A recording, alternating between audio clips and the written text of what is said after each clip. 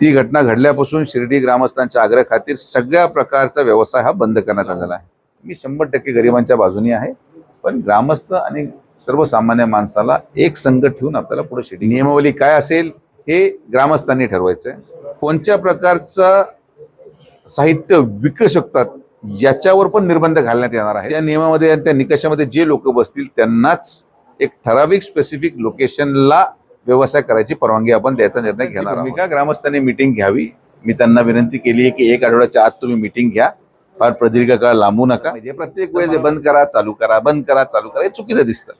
तर ग्रामस्थांचा जो विश्वास आहे, ग्रामस्थांचा विश्वास आपण जिंकला पाहिजे आणि ग्रामस्थांच्या अनुषंगाच पुढे शिर्डीमध्ये जी घटना घडलेली आहे ती अत्यंत दुर्दैवी घटना होती। नियमाप्रमाणे आणि माझ्या कार्यपद्धतीप्रमाणे जे आरोपी आहे त्यांना आम्ही अतिक्रमणाची नोटीस आज सकाळी दिलेली आहे। 1 आठवड्यामध्ये जे ते घर आहे जे अतिक्रमणामध्ये ते राहत आहेत त्यांनी ते मोकळं करणं अपेक्षित आहे। 1 आठवड्यानंतर JCB घेऊन ते घर पाडलं जाईल हे मी शिर्डीच्या जनतेला सांगू इच्छितो। या मतदारसंघामध्ये सगळ्यांनी व्यवसाय करायचा असेल तर शांततेत आणि नियमात करावा लागेल। ती घटना घडल्यापासून शिर्डी ग्रामस्थांच्या आग्रह खातीर सगळ्या प्रकारचा व्यवसाय हा बंद करण्यात आलेला आहे। आज सगळ्या नगरसेवकांची मीटिंग झालेली आहे। शिर्डी ग्रामस्थांमध्ये आमच्या संघटनेचे सगळे प्रमुख लोक दुर्दैवाने ते आज येऊ शकले नाहीत, किंवा त्यांना निरोप नाही मिळाला। 2 दिवसानंतर सगळे ग्रामस्थ एकत्रित बसून माझं नेहमी म्हणणं आहे की एका गुन्हेगाराची शिक्षा दुसऱ्याला देता कामा नये। एक नियमावली आता नव्याने आपण बनवणार आहोत। त्या नियमामध्ये आणि त्या निकषामध्ये जे लोक बसतील त्यांनाच एक ठराविक स्पेसिफिक लोकेशनला व्यवसाय करायची परवानगी आपण द्यायचा निर्णय घेणार आहोत। नियमावली काय असेल हे ग्रामस्थांनी ठरवायचं आहे। कोणत्या प्रकारचं साहित्य विकू शकतात याच्यावर पण निर्बंध घालण्यात येणार आहेत। तर साहित्य काय विकलं जाऊ शकतं हे आम्ही ठरवणार, कोणत्या लोकेशनला विकलं जाणार हे पण नगरपंचायत ठरवणार, कोण विकू शकतं हे पण नगरपंचायत ठरवणार। आणि मी तुम्हाला स्पष्ट सांगतो की यापुढे मंदिराच्या चारही बाजूच्या परिसरामध्ये कुठल्याही प्रकारे कोणालाही कुठलीही गोष्ट विकायला परवानगी दिली जाणार नाही। हॉकर झोन हे एस्टॅब्लिश केले जातील आणि हॉकर झोन एस्टॅब्लिश करून तिथंच त्या भागाव्यतिरिक्त कुणीही कुठेही व्यवसाय करताना आढळल्यास त्याच्यावर कारवाई केली जाईल। मात्र नियमावली ठरवायचा अधिकार हा सगळ्या ग्रामस्थांचा आहे। ते बसून ठरवतील आणि मग त्यांची नियमावली ठरल्यानंतर ती प्रक्रिया पुढे जाईल। जे काही फुल दुकानं आहेत तिथं अशा प्रकारचा लुटीचा प्रकार जो होतो किंवा भाविकांना लुटलं जातं, ते दुकानं सील होताना पाहायला मिळत आहे, पण हे थांबत नाही, हे चालूच आहे सारखं। एक गोष्ट लक्षात घ्या की आता प्रशासन म्हणून जेवढं आम्ही करू शकलो, पालकमंत्री म्हणून, आमदार म्हणून आणि नगरपंचायत म्हणून, आमच्या मानवीय दृष्टिकोनाच्या आता ज्या मर्यादा आहेत त्या संपलेल्या आहेत। जोपर्यंत संस्थांवर आता विश्वस्त मंडळ येत नाही आणि विश्वस्त मंडळ येऊन संस्थानच गोष्टींवर निर्बंध घालत नाही तोपर्यंत या गोष्टी थांबवणं आता शक्य नाही। कारण की संस्थान जर हे ठरवू शकतं की मंदिरामध्ये प्रत्येक गेटमधून कोणत्या प्रकारची गोष्ट आतमध्ये यायला परवानगी आहे, कोणत्या टाईपची शॉल आहे, जर संस्थांनी हा निर्णय घेतला की आम्ही फक्त याच प्रकारची शॉल स्वीकारणार, याच प्रकारचं फूल स्वीकारणार, याच प्रकारचा प्रसाद स्वीकारणार, तर बाकी दुकानांमध्ये ऑटोमॅटिकली दुसरी कुठलीही गोष्ट विकली जाऊ शकणार नाही। मंदिराच्या दरवाजावर ज्या प्रकारचं दर्शनामध्ये धानली होते त्याच्यावर निर्बंध नाही। तर आता मी पण थकलेलो आहे, लवकरात लवकर विश्वस्त मंडळ यावं आणि त्यांनी आता हा सगळा जो काही इतर कारभार आहे तो हातात घेऊन हे सगळ्या गोष्टींवर निर्बंध आणावेत ही माझी माफक अपेक्षा आहे आणि ती गोष्ट मला वाटतं माननीय मुख्यमंत्री महोदय लवकरच करतील।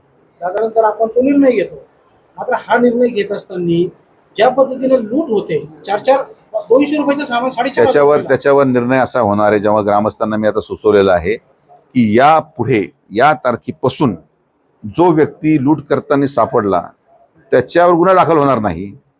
तो ज्या दुकानातून त्यांनी ते सामान आणले हे सगळं करायला त्या मूळ दुकान मालकांना जागा मालकावर गुन्हा दाखल केला जाणार हा निर्णय आम्ही घेतलेला आहे। कारण की नुसतं गरिबांना पकडून चालणार नाही, गरिबांना या गोष्टीसाठी प्रवृत्त करणारे जे पडद्याच्या पाठीमागे मोठे खिलाडी आहेत यांच्यावर आता गुन्हा दाखल करायचा निर्णय झालेला आहे. येणाऱ्या कालावधीमध्ये या नियमावली जाहीर केली तर हा निर्णय त्याच्यामध्ये होईल आणि मूळ जागा मालकावर गुन्हा दाखल झाल्याशिवाय हे थांबणार नाही. 2 दिवसापूर्वी मला असं वाटतं की जेवढं सक्षम पद्धतीने, मी आवर्जून सांगतो आणि मी या गोष्टीवर पूर्णपणे ठाम भूमिकेत आहे की जितकं चांगलं काम या शिर्डीमध्ये पोलीस डिपार्टमेंट करतंय, कोणत्याही तालुक्यामध्ये तितकं चांगलं काम होत नाहीये. समाज बदलत चाललेला आहे, लोक बदलत चाललेले आहेत, लोकांच्या मागण्या आणि विचार बदलत चाललेले आहेत आणि त्यामुळे प्रत्येकावर निर्बंध घालणं हे शक्य नाही. पण माझं व्यक्तिगत मत आहे की पोलीस प्रशासन अतिशय योग्य काम करते. शिर्डीपुरतं मी बोलतो बरं, म्हणजे राहत्या तालुक्याचं मी सांगू शकतो की चांगलं काम करते. आणि आपण जर पाहत असाल तर ही जी घटना घडलेली आहे ही 2 महिलांमधल्या जागेच्या वादावून झालेली घटना आहे. पण ज्या प्रकारचं शिर्डी आपण वर्ष दीड वर्षापूर्वी पाहतात, आज त्याच्यामध्ये परिस्थिती बदललेली आहे. पण आता यापुढं परिस्थिती बदलायची असेल तर विश्वस्त मंडळ आलं पाहिजे. आता आल्याशिवाय मला वाटत नाही की मी काही वेगळं याच्यामध्ये अजून करू शकतो. मी देखील एक मनुष्य आहे, माझ्या हातात जेवढी ताकद आहे तेवढी पूर्ण लावून मी 100% गरिबांच्या बाजूने आहे. पण ग्रामस्थ आणि सर्वसामान्य माणसाला एक संघ ठेवून आपल्याला पुढे शिर्डी घेऊन जायची. ग्रामस्थांची भूमिका, ग्रामस्थांनी मिटिंग घ्यावी. मी त्यांना विनंती केली आहे की 1 आठवड्याच्या आत तुम्ही मिटिंग घ्या, फार प्रदीर्घ काळ लांबू नका. तर मला वाटतं की आठवड्याभरात ग्रामस्थांनी नियमावली बनवल्यानंतर ती नियमावली आपण देऊ, त्याची अंमलबजावणी होईल. आणि आता आम्ही घाई करणार नाहीये, सगळ्यांना विश्वासात घेऊन वन्स अँड फॉर ऑल हे झालं पाहिजे. प्रत्येक वेळेस बंद करा चालू करा, बंद करा चालू करा, हे चुकीचं दिसतं. तर ग्रामस्थांचा जो विश्वास आहे, ग्रामस्थांचा विश्वास आपण जिंकला पाहिजे आणि ग्रामस्थांच्या अनुषंगाच पुढे निर्णय होतो. नाही, जे आंदोलन झालेलं आहे ते विद्यार्थ्यांसाठी होतं. आदरणीय प्रधानमंत्री नरेंद्र मोदींनी देखील संवेदनशीलता दाखवत युवक हा देशाचं भविष्य आहे या भावनेतून आपल्या मंत्र्यांना राजीनामा द्यायला लावला आणि तो राजीनामा दिला गेला. बाकीच्या ज्या गोष्टी तिथं घडल्या त्याच्या प्रत्येकाच्या 2 बाजू आहेत, त्यावर मी भाष्य करणं चुकीचं राहील. मात्र मला एक गोष्ट निश्चित वाईट वाटते की आंदोलन करणं हा सगळ्यांचा अधिकार आहे. आंदोलन केलं पाहिजे, आपल्या हक्कासाठी केलं पाहिजे. मात्र देशाच्या प्रधानमंत्री जे 12 वर्ष देशाची सेवा करतायत त्यांना आई बहिणीच्या नावाने शिव्या देणं, अपशब्द वापरणं, हे जरा अतिरेक किंवा अति झालं. अतिरेक म्हणजे मी अतिरेक कोणाला म्हणत नाही, जे काही कोणी म्हटलं असेल तुम्ही परत माझे शब्द गोमवतात. म्हणजे ज्या पद्धतीने प्रधानमंत्र्यांना खालच्या पातळीवर शिव्या दिल्या गेल्या, ज्या पद्धतीने प्रधानमंत्र्यांच्या पोस्टर बनवले गेले, हे मला योग्य वाटलं नाही.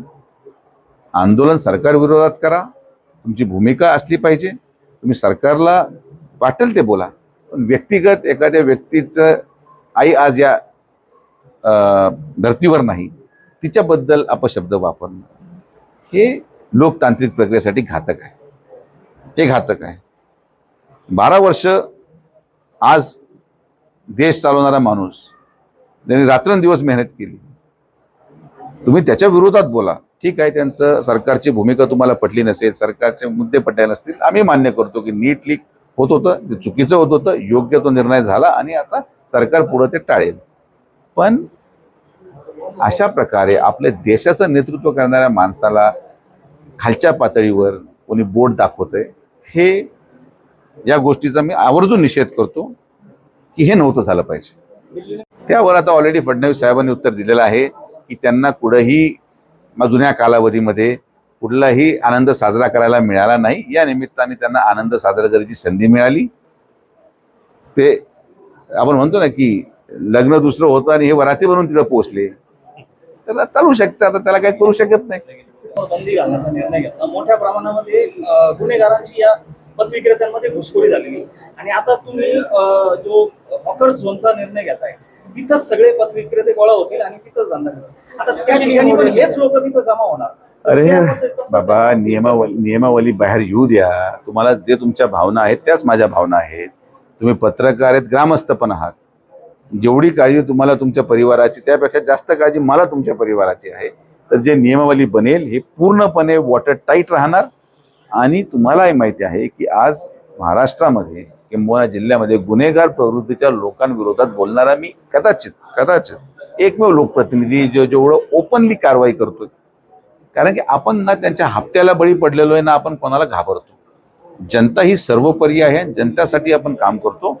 तुम्हाला आलेल्या नियमावलीमध्ये कुठल्याही प्रकारे गुन्हेगारीला यामध्ये वाव मिळेल अशा प्रकारे तुम्हाला कुठलाही नियम दिसणार नाही.